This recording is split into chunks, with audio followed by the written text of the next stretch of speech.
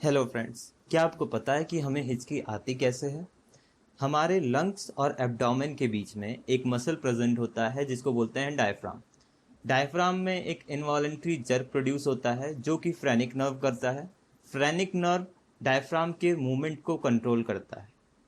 वहीं ग्लॉटिस इसकी वजह से बहुत ज़्यादा क्लोज हो जाता है। जब एयर उसमें से पास कर रहा होता है तो उसके फ्लो में इंटरप्शन होता है। इस इंटरप्शन की वजह से उसमें हिक साउंड प्रोड्यूस होता है। आपको ये फैक्ट जानकर कैसा लगा, कमेंट करें। ऐसे ही साइंस के फैक्ट जानने के लिए हमारे चैनल को सब्सक्राइब करें एंड सपोर्ट करें। जय हिंद।